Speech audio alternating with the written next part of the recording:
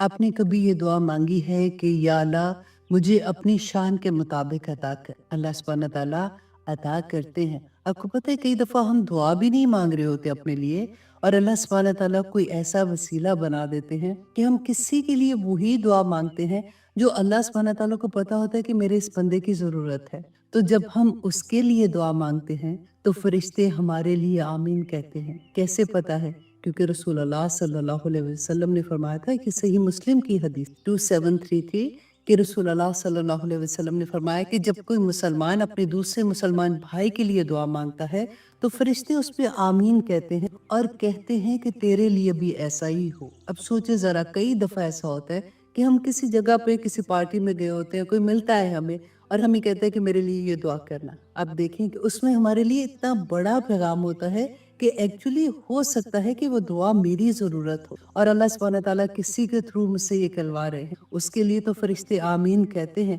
लेकिन इसके साथ फरिश्ते कहते हैं कि इसके लिए भी अल्लाह सुब्हानहू तआला ऐसे ही हो जैसे इसने अपने भाई के लिए दुआ मांगी। इसलिए सबके लिए दुआ मांगा करें। बहुत आसान तरीका है।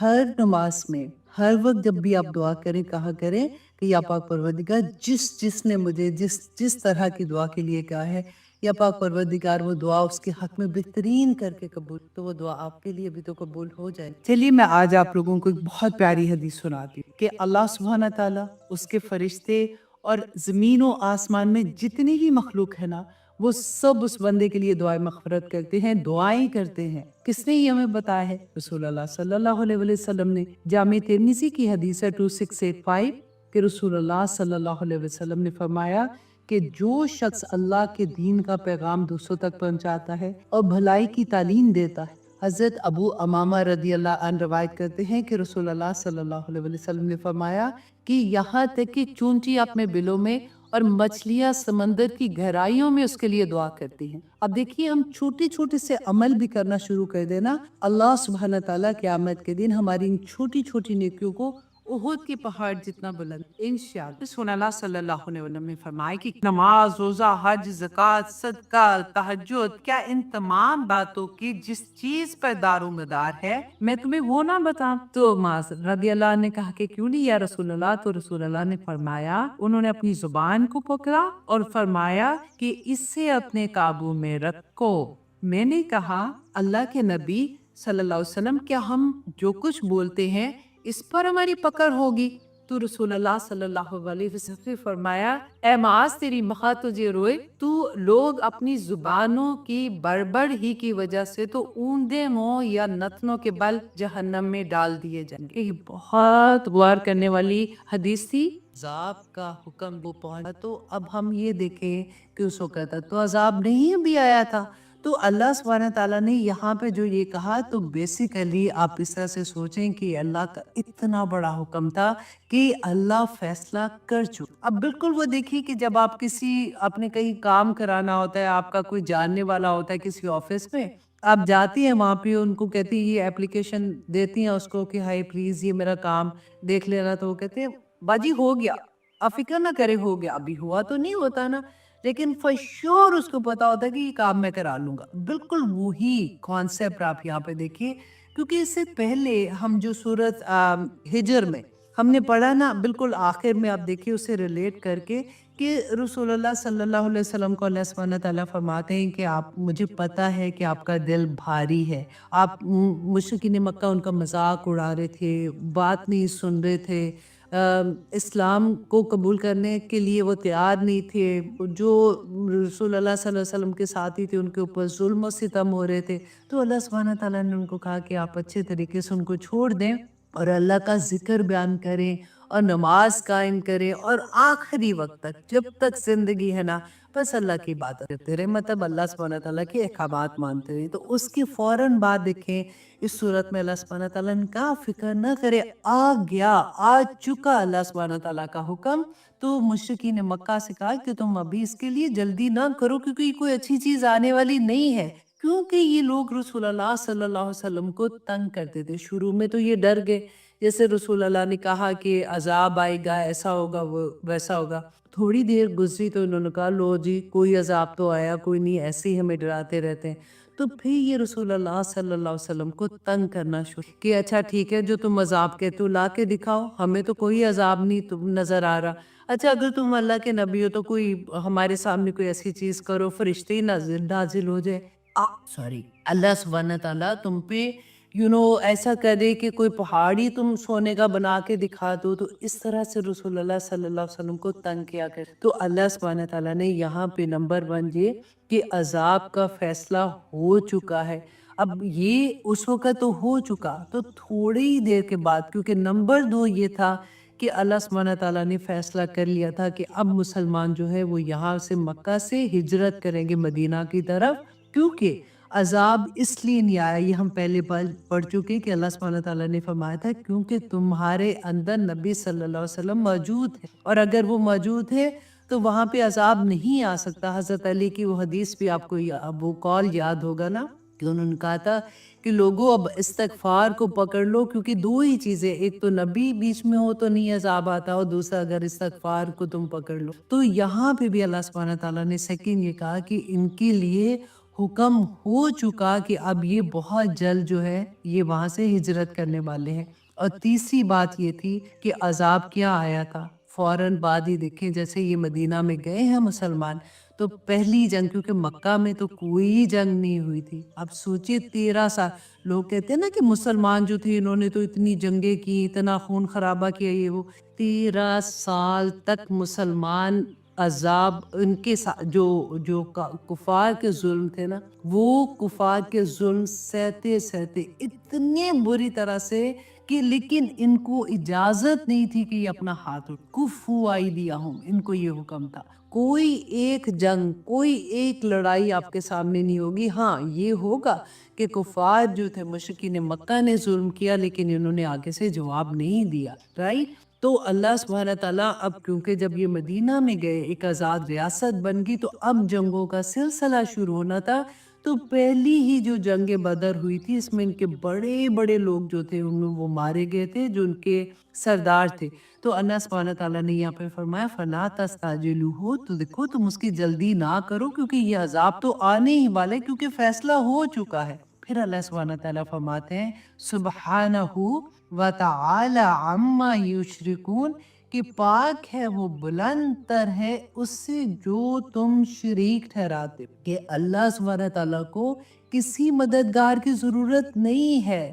آیت الکرسی ایک دفعہ اس کا ترجمہ پھر سے جب بھی ایسی کوئی آیت آتی ہے نا تو ضرور پڑھا کر، کہ اللہ سبحانہ تعالیٰ نے یہ نہیں کہا کہ میں بڑا مصروف ہوں، میں تو اولاد نہیں دے سکتا، تو فلاں پیر کے پاس چلے جانا وہ تمہیں اولاد دے دے گا، میں تو تمہیں رزق نہیں دے سکتا، فلاں قبر والے کے پاس جانا وہ گنج بخش ہے، وہ تمہیں سارا کچھ ہی عطا کر دے، فلاں کے پاس چلے جانا وہ تمہیں فلاں عطا کر دے گا، نہیں۔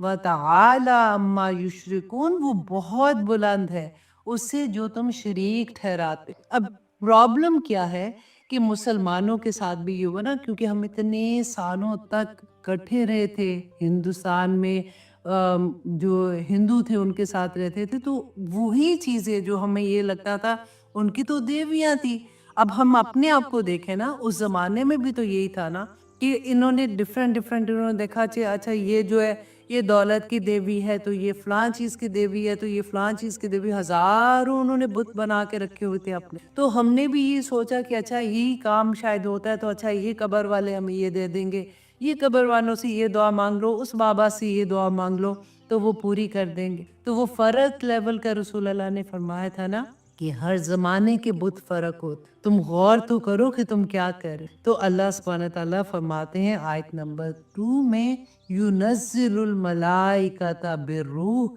کہ وہ نازل کرتا ہے فرشتوں کو بالروحی ساتھ وحی کے۔ اب یہ بالروح جو ہے نا، یہ قرآن میں 3 طرح سے آیا، ڈیفرنٹ طرح سے۔ اگر ایک نمبر 1 یہ کہ دیکھیں ہمارے اندر جب آدم علیہ السلام کو پیدا کیا تھا تو اللہ سبحانہ تعالیٰ نے فرمایا نا، پر مجھے اتنی پیاری آیا لگتی ہے، اس کا ترجمہ کیسے بھی آپ کر لیں، لیکن اتنا پیار آتا ہے وَنُفِخَ فِيهِ مِن رُوحِهِ، کہ اللہ سبحانہ تعالیٰ نے اپنی روح اپنی طرف سے، اپنے امر سے، اپنے حکم سے آدم علیہ السلام میں روح پھونکی تھی نا، تو اس کو کسی بھی اینگل سے آپ اس کا ترجمہ کر لینا تو دل میں ایک عجیب سی محبت آتی ہے کہ اللہ سبحانہ تعالیٰ نے آدم علیہ السلام میں، اور ہم بھی جو روح ہے نا وہ اللہ سبحانہ تعالیٰ کی. اور دیکھیے رسول اللہ صلی اللہ علیہ وسلم سے پوچھا تھا نا لوگوں نے روح کے بارے میں، انہوں نے کہا تھا مجھے کوئی اس کا علم نہیں. جتنا پوچھنے والے نے مجھ سے سوال کیا، جتنا اس کو علم ہے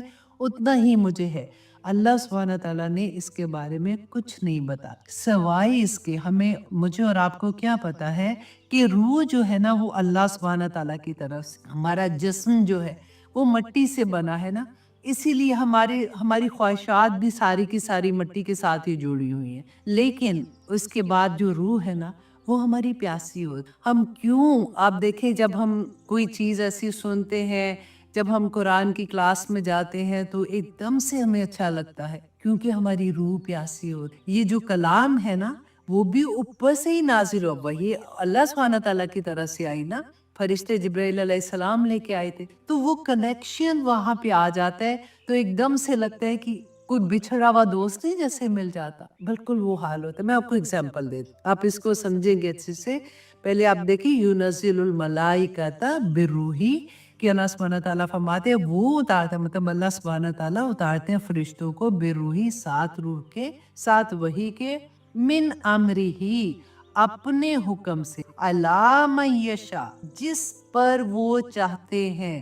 آج آپ پر اگر وحی نازل ہو رہی ہے نا اس طرح سے، قرآن آپ کی زندگی میں کھلا ہے تو من امرہی پہ آپ انڈرلائن کریں اور اپنا نام لکھیں. اللہ سبحانہ تعالیٰ چن لیتا ہے بندوں کو، من عباد ہی، اپنے بندوں میں سے جس پر چاہتا ہے اللہ سبحانہ تعالیٰ وہی نازل فرماتا. نبیوں کی بات ہو رہی ہے، لیکن جو قرآن ہماری زندگیوں میں کھلا ہے تو یہ بھی تو اللہ کا امر ہے نا.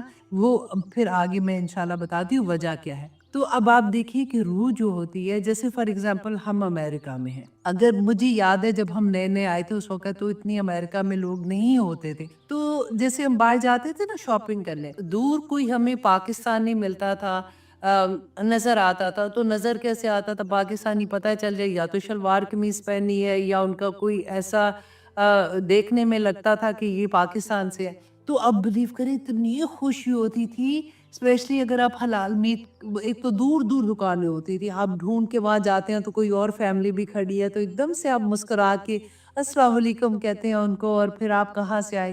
اور اتنے سالوں کے بعد آپ اگر کسی سے بات کریں گے نا تو آپ کو یہ لگے گا کہ ہاں ہم دو دوستوں سے بات کرو.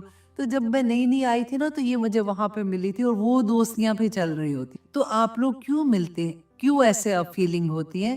اس وجہ سے کہ وہ بھی میری ہی جگہ کا ریلیشن لگتا ہے نا، کہ ہائے میرے ملک کا ہے یہ، تو ایک محبت ہوتی ہے. اسی طرح سے جب ہم قرآن کی کلاس میں ہوتے ہیں، جب ہم قرآن کھول کے پڑھ رہے ہوتے ہیں یا ہم قرآن سے ریلیٹڈ کوئی بھی چیز کر رہے ہوتے ہیں نا، ہماری روح ایسی خوش ہوتی ہے جیسے اس کا کوئی دوست مل گیا، اس کا کوئی جاننے والا مل گیا. اور وہ پھر اس کے ساتھ ایسے لگتا ہے کہ گھنٹوں اس کو میں دیکھتی رہوں، اس سے باتیں کرتی رہوں، اپنی اداسی دور کروں. اچھا، اب ہمارے ذہن میں یہ بھی آ سکتا ہے کہ ضروری تو نہیں ہے، بہت سے لوگ ایسے ہوتے ہیں جو ایسے نہیں ہوتے. ہر ایک کی زندگیوں میں قرآن اگر کہتے ہیں تو کلاس میں آؤ تو کوئی بھی نہیں آتا، اگر ان کو کہتے ہیں قرآن کی یہ بات تو کوئی بھی سننے کو تیار نہیں ہے. ایسے بھی تو ہوتا ہے نا. تو آپ اس کو اس طرح سے سمجھیں کہ وہ لوگ جو قرآن کی بات نہیں سننا چاہتے، وہ لوگ جن کی زندگی میں کوئی ایسی بات، جیسے ہم یہ کہتے ہیں کہ ہائے ہم نے یہ تلاوت سنی بہت مزہ آیا، لیکن ہر ایک کو تو مزہ نہیں آ رہا ہوتا. تو یہ کیوں ایسا ہے؟ آپ دیکھیں کہ فار ایگزامپل اسی مثال کو آپ سوچیں کہ اگر آپ باہر گئے، آپ کسی پاکستانی کو اس حال میں دیکھتی ہیں کہ جنہوں نے اپنے آپ کو 100% رنگ لیا ہے امریکہ کی رنگ میں، ٹھیک ہے، اس کا حلیہ بھی بدلا ہوا ہے، اس کی طریقہ بھی سارا بدلا ہوا ہے. اب وہ جیسے ہی کسی کو پریکٹسنگ مسلمان کو دیکھے گا نا کہ کوئی حجاب میں ہے یا اپنے آپ کو کور ایسے کیا ہوا ہے، تو وہ آنکھیں چرانا شروع، وہ کبھی آپ کو آگے بڑھ کے نہیں ملے گا. دے تھنک کہ او یا تو وہ شرمندہ ہوگا، اور اگر شرمندہ نہیں ہے نا تو وہ یہ کہے گا کہ او آئی ایم ڈفرنٹ، مجھے ان سے بات نہیں کرنی. تو وہ اپنی روٹ کو ہی نہیں پہچانے. اس کی روح اتنی وہ کہتے ہیں نا کہ گناہوں میں دب جاتا ہے بندہ، جیسے اس طرح والا حال ہوتا ہے کہ وہ بندہ دوسرے کو نہیں پہچانتا۔ چلو اب یہاں کو چھوڑ دو، اب پاکستان کی بات، اب وہاں پہ بھی آپ دیکھیں کئی دفعہ آپ کو لوگوں کی نظریں چرانے سے پتہ چل جاتا ہے کہ یہ کوئی پاکستانی ہے یا یہ اپنا کوئی مسلمان ہے، پتہ چل جاتا ہے، کیونکہ غیروں کو تو کوئی پرواہ بھی نہیں ہوتی کہ آپ کیسے ہو۔ کئی دفعہ لوگ ایسی حرکتیں کرتے ہیں، لیکن کیوں؟ کیونکہ ان کو اپنی اصل یاد نہیں ہوتی، اور ان کی روح اس سے تر ہی نہیں ہوتی، ان کی روح کو مزہ ہی نہیں آ رہا ہوتا، کیونکہ وہ گناہوں میں اتنا لپٹ گئی ہوتی ہے کہ اس کے اندر خیر ہی نہیں جا رہی۔ یہ ہوتا ہے، اللہ سے دعا کریں کہ اللہ سبحانہ تعالیٰ ہمیں ان لوگوں میں شامل نہ کرنا، اللہ سبحانہ تعالیٰ ہمیں عزت عطا کرنا کہ ہم اپنی روح کو پاک رکھ سکیں، کیونکہ ہر وہ دل جو گناہوں سے پاک ہوگا تو اللہ سبحانہ تعالیٰ تو اسی دل میں آئیں گے۔ ایسا تو نہیں ہو سکتا کہ گناہ گار دل میں اللہ سبحانہ تعالیٰ آ جائے۔ تو ہمیں کوشش یہ کرنی ہے کہ ہم اپنے دل کو پاک اور صاف کرتے۔ اللہ سبحانہ تعالیٰ فرماتے ہیں کہ اللہ سبحانہ تعالیٰ نازل کرتے فرشتوں کو بروحی، ساتھ وحی کے، من امری ہی، اپنے حکم سے، علی من یشاء، جسے وہ چاہتے ہیں۔ اللہ سبحانہ تعالیٰ ہمیں بھی چن لے، آمین ثم آمین، من عبادہ، اپنے بندوں سے۔ کیوں ایسا کہتے اللہ سبحانہ تعالیٰ؟ انذرو، کہ تم ڈراؤ ان لوگوں کو، انہو، کہ بے شک وہ، لا الہ الا انا۔ اب یہ بھی دیکھیں کہ ہم ہمیشہ پڑھتے ہیں نا لا الہ الا اللہ، کہ نہیں ہے کوئی معبود سوائے اللہ کی۔ یہاں پہ اللہ سبحانہ تعالیٰ نے کہا نہیں ہے کوئی، لا الہ الا انا، کہ کوئی معبود نہیں ہے سوائے میرے، فتقونی، تو پس مجھے سے۔ پیغام کیا دینا ہے لوگ؟ اللہ سبحانہ تعالیٰ سے ڈرانا۔ ڈرانا کیا ہوتا ہے؟ اللہ سے تو ڈرانے کی کوئی بات ہے ہی نہیں، اللہ سبحانہ تعالیٰ تو اتنے پیار کرنے والے ہیں، اتنی محبت کرنے والے ہیں۔ تو اگر آپ اس کے آگے یہ لکھتے ہیں فتقونی، تو پس مجھے سے ڈرو، لیکن اگر یہ جو آپ انذار کا لفظ ہے نا، انذار کہتے ہیں آگاہ کر، لوگوں کو بتا دو۔ دیکھیں جو انذار کرتے ہیں نا، جیسے فار ایگزامپل ہمارے ملک میں فار ایگزامپل ابھی اللہ نہ کرے پتہ ہے کہ ہریکین آنا ہے، تو پہلے سے ٹی وی میں آنا شروع ہو جائے کہ ہریکین بہت تیزی سے آ رہا ہے، تو آپ اپنے آپ کو سیو کر لو، اس علاقے سے باہر آ جاؤ، یا سیلاب آ رہا ہے اس ایریا میں، اس کو خالی کر دو۔ تو آپ کیا ان کو برا سمجھیں گے؟ وہ تو آپ کی بھلائی کے لیے کہہ رہے ہیں نا۔ تو یہی انصار ہوتا کہ لوگوں کو بتا دو کہ جو کچھ یہ دنیا میں کر رہے ہیں یہ کچھ بھی نہیں ہے، لوگوں کا اصل گھر آخرت میں ہے، جنت میں ہے، اور یہ جو راستہ ہے نا ہدایت کا، یہ اللہ سبحانہ تعالیٰ بتاتے ہیں کہ ہر نبی کو اللہ سبحانہ تعالیٰ نے، اور رسول اللہ صلی اللہ علیہ وسلم تو لاسٹ پروفٹ تھے، اور اس کے بعد جو بھی داعی دین ہے اس کا یہی کام ہے، اور ہر مسلمان داعی دین، ہر مسلمان، ہر مرد، ہر عورت، ہر بچہ داعی دین ہے۔ اللہ سبحانہ تعالیٰ نے فرمایا کہ ہر آنے والا، ہر اپنے بعد آنے والے کو یہ پیغام دے کے جائے کہ ہدایت کا راستہ کون سا ہے، کیونکہ اللہ سبحانہ تعالیٰ نے یہ وحی، یہ قرآن پاک ہم سب کے ہاتھ میں دے دی، اور یہ بہت آسان ہے، کیونکہ ہمیں اکثر یہ کہا جاتا ہے کہ قرآن کو سمجھنے کے لیے آپ کو تو کسی کی ضرورت ہے، آپ خود سمجھیں گے بھٹک جائیں گے۔ واللہ قرآن پاک بہت آسان ہے۔ ہاں وہ جو قانون ہے نا، جیسے فار ایگزامپل وراثت کے قانون ہے، کیونکہ ہر گھر کا طریقہ فرق ہوتا ہے، کسی کے گھر میں 4 بچے تو کسی کے گھر میں 2، تو کسی کے گھر میں لڑکا تو کسی گھر میں لڑکیاں، کئی ماں باپ ہیں، کئی چچا چچی ہیں، کئی نہیں، تو ہر ایک کی دفعہ پہ رولنگ فرق ہوگی۔ تو اس کے لیے جنہوں نے خاص طور پہ وہ چیزوں کو پڑھا ہوا ہے، جانا ہوا ہے، اپنی زندگی کا وہ وقت لگایا ہوا ہے، تو اہل علم سے جا کے پوچھ لو، رائٹ؟ لیکن آپ کی زندگی میں عمل کرنے والی جو چیزیں ہیں نا، جنت کے جو راستے ہیں وہ بینہ ہیں، وہ کوئی ایسی آیا نہیں ہے جس میں آپ یہ کہیں کہ مجھے تو یہ سمجھ ہی نہیں آئی، اللہ نے کہا ہے کہ جھوٹ نہ بولو، تو یہ کس قسم کا جھوٹ ہے جو ہم بول سکتے ہیں، اور کس قسم کے جھوٹ کی اجازت ہے، کس کی نہیں ہے؟ اللہ نے کہا کہ اچھا سود نہ لو، اچھا کون سی قسم کا لے سکتے ہیں کون سے نہیں لے سکتے؟ اللہ سبحانہ تعالیٰ نے کہا چغلی لگانی نہیں بری بات ہے، تو اللہ اچھا کون سی چغلی لگا سکتے ہیں کون سی نہیں لگا سکتے؟ ایسا تو کچھ نہیں، سب بینہ ہے۔ جو عمل کی چیزیں ہیں، جو جنت کے راستے ہیں، وہ بینہ ہے، آسان ہے۔ اللہ سبحانہ تعالیٰ نے قرآن پاک میں فرمایا وَلَقَدْ يَسَّرْنَا الْقُرْآنَ لِلذِّكْرِ هَلْ مِن مُدَّكِرٍ، کہ میں نے تمہارے لیے قرآن کو آسان بنایا ہے کوئی سیکھنے والا؟ اور ہمیں بار بار ایک ہی چیز بتائی جاتی ہے بہت مشکل ہے بہت مشکل ہے۔ کہاں مشکل ہے؟ اللہ سبحانہ تعالیٰ نے ایک خط، فار ایگزامپل میں اکثر یہ بات کہتی ہوں کہ میری امی ہے، وہ پاکستان میں ہے، فار ایگزامپل میں ادھر ہوں، میری امی کو بہت امپورٹنٹ خط مجھے لکھ رہی ہیں اور مجھے بتا رہی ہیں کہ یہ چیزوں کا خیال رکھنا اور یہ چیزوں کا نہیں، تو میری امی سوچیں گی کہ اچھا میں کوئی ایسی لینگویج میں لکھوں یا اس طرح سے لکھوں کہ اس کو سمجھ نہ آئے۔ ایسا تو نہیں ہو سکتا نا، تو یہ کہاں بھٹکتے ہیں ہم لوگ؟ میرے رب نے میرے لیے یہ کتاب بھیجی ہے عمل کرنے کے لیے، اور اس کو کہہ بھی دیا کہ میں نے اتنا آسان بنایا، پھر ہمیں شیطان بکاتا ہے بڑا مشکل ہے۔ آپ رمضان آ رہے ہیں نا ابھی، اب 10 قرآن بھی پڑھ کے چھوڑ لے کچھ نہیں ہونا نہیں، آف کورس اس کا سائیڈ افیکٹ ہے، آپ کو ایک ایک لفظ پہ نیکی ملے گی، لیکن اگر آپ کو پتہ ہی نہیں ہے کہ قرآن میں کیا لکھا ہوا ہے تو آپ مجھے بتائیں کہ کیا فائدہ اس قرآن کا؟ اسی وجہ سے تو آج دیکھیں ہمارے ارد گرد میں کیا حال ہو، کیونکہ عمل نہیں ہوتا۔ لیکن الحمدللہ ثم الحمدللہ، اللہ سبحانہ تعالیٰ آپ لوگوں کا بیٹھنا اور میرا پڑھانا بھی قبول و منظور کرے، اور آپ لوگوں کو بھی جو لوگ شیئر کرتے ہیں دوسرے لوگوں تک اللہ کا پیغام پہنچانے کی کوشش کریں، اللہ سبحانہ تعالیٰ ان کے بھی قبول و منظور کرے، آمین۔ اور آپ لوگ جو امتحان دیتے ہیں وہ بھی اللہ سبحانہ تعالیٰ قبول کرے، کیونکہ آپ اتنی محنت سے کلاس سنتے ہیں اس کے بعد آپ امتحان دیتے ہیں، تو بہت اچھا لگتا ہے آنیسٹلی۔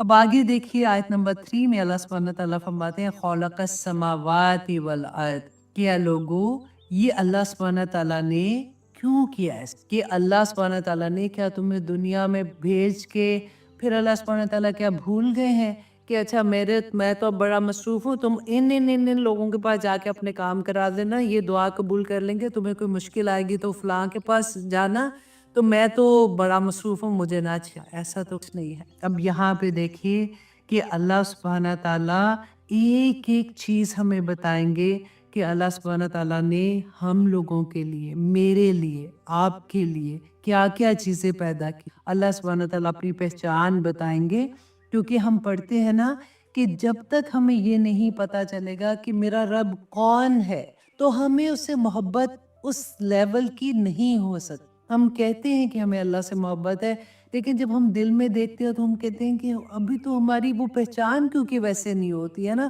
تو محبت کا وہ لیول کہ ہماری آنسو نکلتے ہیں، کہ ہم اللہ سبحانہ تعالیٰ کی خشیت سے بھی رونا شروع ہو جائے، ہمیں اللہ سبحانہ تعالیٰ سے اس طرح سے محبت ہو جائے، تو مجھے امید ہے کہ انشاءاللہ یہ صورت کے ختم ہونے تک ہمارا وہ لیول اللہ سبحانہ تعالیٰ لے آئیں گے۔ اب اللہ سبحانہ تعالیٰ سب سے پہلے تو ہمیں ہماری اوقات یاد کراتے کہ انسان تو اپنی اوقات تو دیکھ کے تو کیا چیز ہے اور تو کیا کر رہا ہے، اور کیسے تو اپنے رب عظیم، تو اپنے رب کا حکم نہیں مانتا۔